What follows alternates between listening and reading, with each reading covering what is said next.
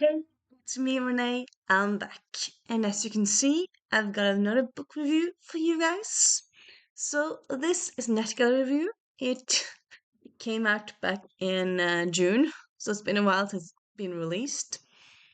But I finished it a few weeks ago, so here I am gushing about it.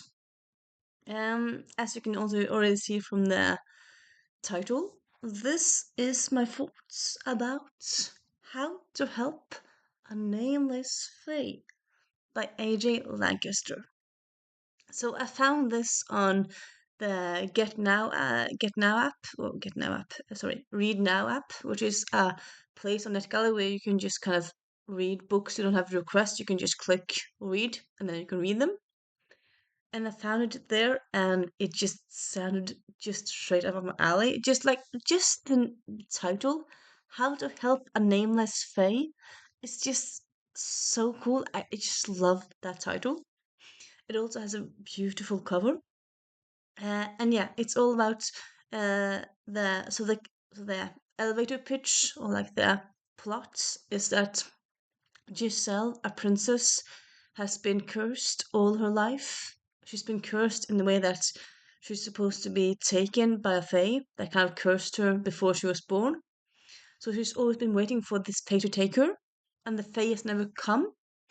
So after a while, she decides, okay, you know what? I'm gonna find this fae and make him uh, stop this curse.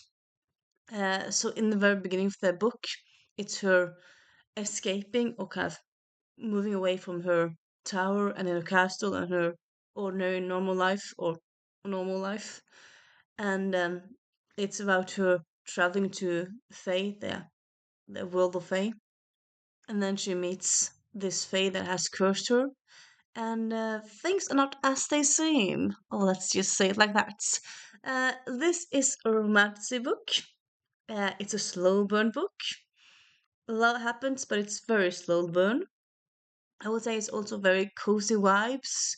It sets a lot of it. It sets out in the woods where you have a house that can think and has emotions and can the house can move around the rooms and whatnot. So it's just yeah the best. And then you have these neighbors who are some of them, there's a mer person, there's outer fae, there's a centaur. So yeah, we have all these different creatures in this community or in this world, and I just love it so much. The main character, the main character Giselle, the female main character, the female protagonist, is in her 40s, which I also love. Like all the main characters, the best. Which maybe you might think like you don't look like you're in your 40s. I'm not in my 40s myself, but I feel like it's fun to read about people who aren't 19, 20. It's refreshing and nice. I feel like books should kind of show you the world, and then when a lot of books are about young people, it's like, well, what about people who are over 25? Are we not supposed to be put out in stories in books? Are we just supposed to be ignored? So yeah, I love that the older that the Princess Giselle is in her 40s. But again, also the male main character Mal, which he goes by, is he's also in his 40s, 50s. I mean, Faye is kind of different than human lives and maturing and whatnot, but he's also not a young man. I suppose he's not ancient, but yeah, he's also on the not young spectrum, which I quite like. It's lots of lovely banter in this book. There's just so many great dialogue lines. Those times when I laughed so much, I almost lost my breath. So yeah, that's saying something.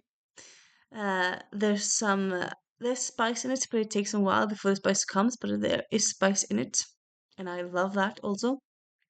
And yeah, honestly, this for me,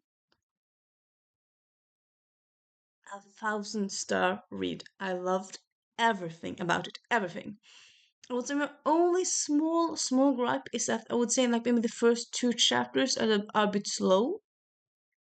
But at chapter 3, things start happening, and chapter 3 and onwards, I absolutely love every single word. It's amazing. Amazing. So if you're looked for a fairy tale retelling, it's a Rumpelstiltskin retelling, just to give you some context there. It's kind of in the prompts there. If you're in the mood for a cozy fantasy, look no further than How to Save. I have to double check if it's How to Save or How to Help a Nameless Fae. It's one of those by A J Lancaster. It is the best book ever.